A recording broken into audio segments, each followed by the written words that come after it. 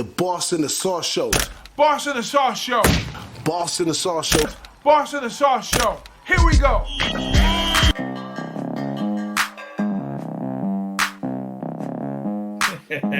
We jumping straight into Notre Dame versus Ohio State. Ohio State 17.5. Oh my God. Over under 59, a whopping 59. I got notes on this, but you know what?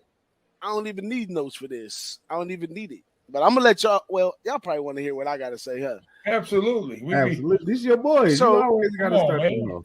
17, like I said, 17.5 is a big number for a team like Notre Dame. It's an even larger number when you talk about a defensive-minded coach. It's even a greater number when you talk about a guy who came behind Brian Kelly, who had, Brian Kelly showed you from our whooping that we got against Alabama the first time to the whooping that we got the second time. There was a big gap in points there, and all that had to do with was ball control, time management, controlling the game. So this guy in his first game going in here, he's got to take some of those attributes and put them in his pocket and use them.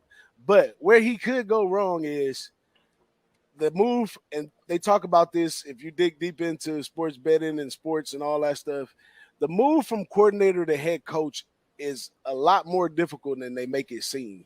You would think automatically he controlled the defense last year, moving to coach, he's going to still have great defense, when that's not always the fact, because he has to put somebody in his shoes, and if they're not doing what he was doing while he's trying to do other things and he don't pay attention, then the defense gets spoiled and messed up as well. So he could shoot himself in the foot to that. But I mean, and this goes, but they do this every year because every year USC is in the top 25 and all this stuff.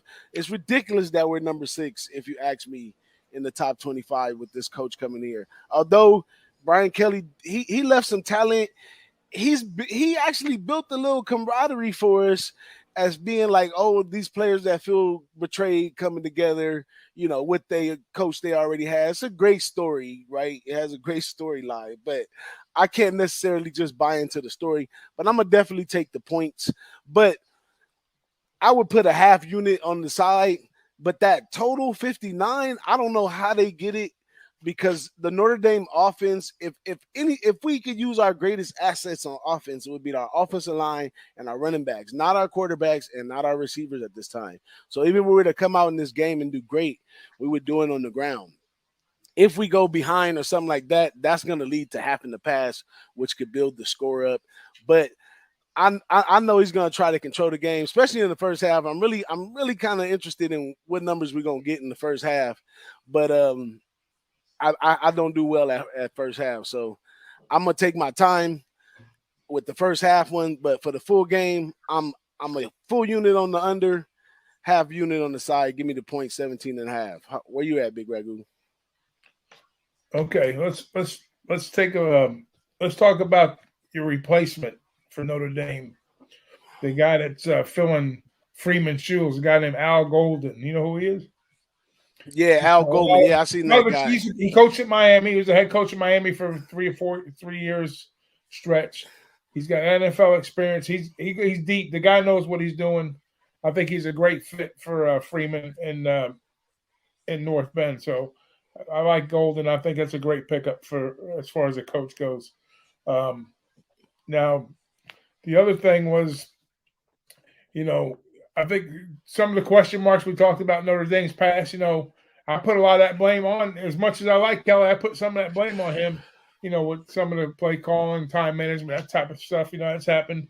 I think, I think these guys, I'm not going to say they'll be more focused than what Kelly was with them, but I think, they're not going to be as comfortable in their own shoes, but going out, there'll be some more nerves and stuff that they're going to try to, clean up some things and then, bring some other things to the table, which I think they will. But, Notre Dame's going to have to be at their best, absolute best, to kind of, because this is like a national championship type game here, because you get Ohio State, who's probably like the closest thing to an SEC team per se. Like, we use one of Marley's analogies, I have to agree too, because I hear a lot of shit being down here about being in the ACC. When we had Clemson, Miami, Florida State in our glory days, we can compete with anybody. So, Notre Dame they're at that level.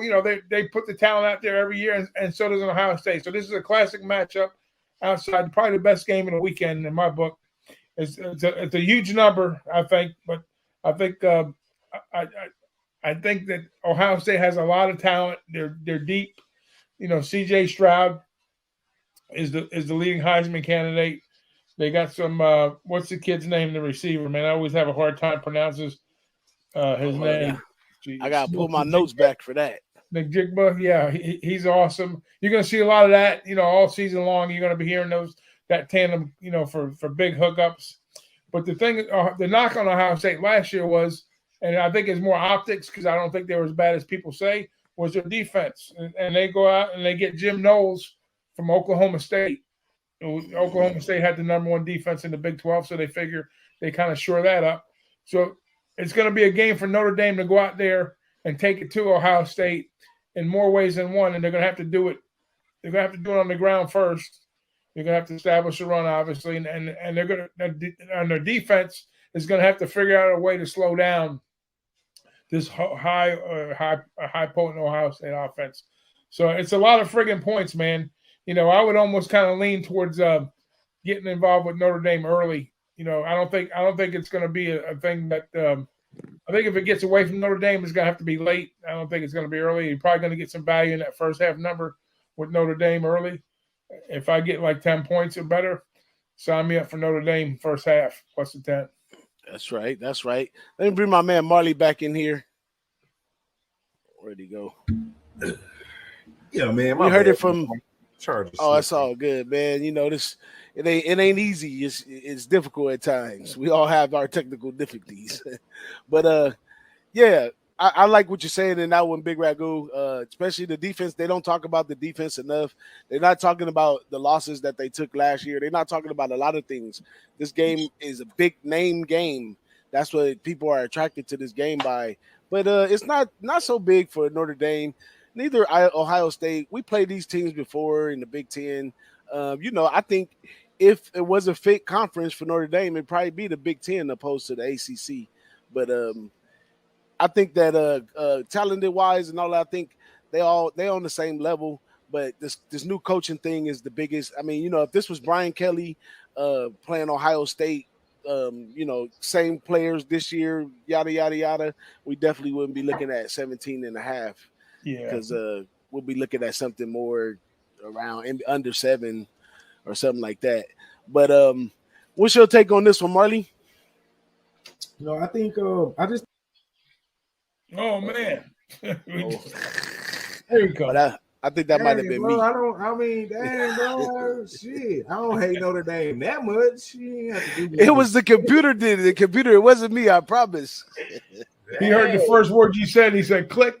Yes, I actually like Notre Dame plus the points. I think it's a little disrespectful to have. Yes. I just think 17 is a bit much. I kind of agree with Doc too. Like I think if you are going to go with Notre Dame, the first half look will probably be the best. I said that on Brothers in Bed yesterday. You probably can catch like a 9 or an 8 first half. That would probably be a good look. Seeing Ohio State might have some rust to shake off, but I just think Freeman will have the defense good enough to at least hang in there. I kind of feel like 17.5 is a bit disrespectful. However, we are talking about an offense that averaged 45 points a game last year. With the quarterback coming back, we know they're gonna reload their wide receiver, even though they lost some big players.